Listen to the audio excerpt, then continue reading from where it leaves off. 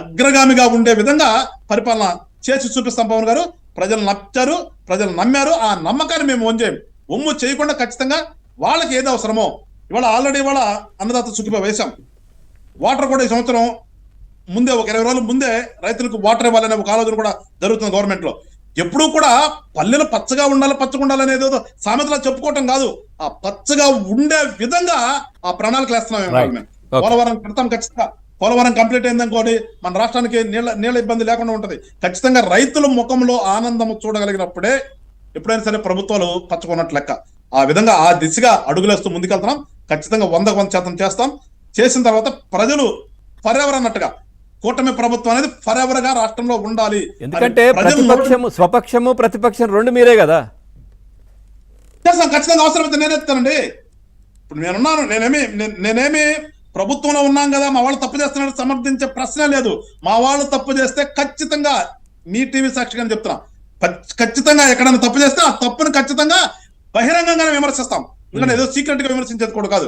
ఎందుకంటే ఇవాళ మేము జనసేన పార్టీని పెట్టింది ఈ రాష్ట్రంలో రాజకీయాల్లో ఒక సరికొత్త మార్పు తీసుకొచ్చి ప్రజలకు మంచి చేయాలని ఆ నినాదంతో మా నాయకుడు ఉన్నప్పుడు ఖచ్చితంగా మేము ప్రతిపక్ష అవతారం ఎత్తాలంటే ప్రతిపక్ష అవతారం ఖచ్చితంగా ఎత్తుతాం. ఎలాంటి సందేహం లేదు దాంట్లో. అందుకని మేము ఎప్పుడు కూడా పారదర్శకంగా ప్రజల కోసమే అనే విధంగా మేము ఉన్నాం. అందుకని ఎక్కడా కూడా ఎలాంటి మేనమేషాలు ఉండవు. మేము సర్దుకుంటారు, మేము లోపల కూర్చుని మాట్లాడుకుంటారు అనేది నథింగ్. ఎట్లా ఉంది సార్? ఉందా గ్రౌండ్ లెవెల్ లో క్యాడర్ కి లీడర్లకి మధ్య బానే ఉందా? ఎట్లా ఉంది ఇప్పుడు? వాస్తవంగా చెప్పాలంటే కొంత ఇబ్బందికర పరిస్థితులు ఉన్నాయి. కానీ వాటన్నిటిని ఓవర్కమ్ ముందుకెళ్తున్నాము. రానున్న రేపు ఎలక్షన్ జరిగిన తర్వాత అవి కూడా, ఎందుకంటే జనరల్ గా రాజకీయాల్లోకి వచ్చే ప్రతి ఒక్కళ్ళు కూడా ఏదో పదవి ఆశిస్తారు. ఆ పదవులు ఆశించినప్పుడు కొన్నిసార్లు ఇబ్బందులు ఉంటాయి. రేపు లోకల్ ఎలక్షన్స్ అయిపోయిన తర్వాత ఆటోమేటిక్ అందరికీ అడ్జస్ట్ అవుతారు. అందరూ కూడా దాదాపుగా ఏ పంచాయతీల్లోనో ఎంపీటీసీలు గానో జెడ్పీటీసీలు గానో అడ్జస్ట్ అవుతారు. అడ్జస్ట్ అయిన తర్వాత ఈ చిన్న కూడా ఉండవు.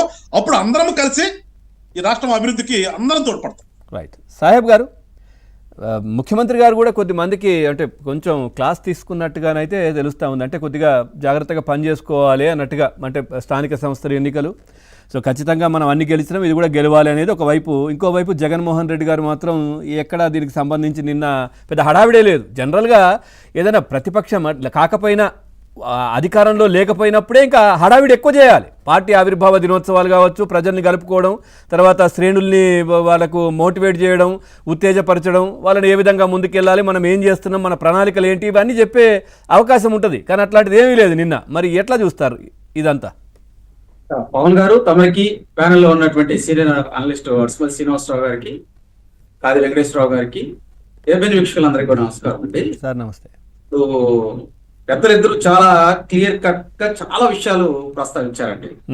ఎవరైనా కానీ రఫా అంటూ తలను నరికేస్తాం, మిమ్మల్ని మేము వస్తే చంపేస్తాం అంటే గ్రామీణ ప్రాంతాల్లో కావచ్చు, పట్టణ ప్రాంతాల్లో కావచ్చు ఎవరైనా ఆదరిస్తారండి? అంటే జగన్మోహన్ రెడ్డి పార్టీ ఆవిర్భావ దినోత్సవం గురించి తమరు చెప్పారు. ఏ విధంగా ప్రజలు వస్తారండి? ప్రజలు రారు. ప్రజలకు కావాల్సింది లా అండ్ ఆర్డర్ బాగుండాలి, ఒక సుస్థిరమైనటువంటి పరిపాలన అందించాలి. వాటితో పాటు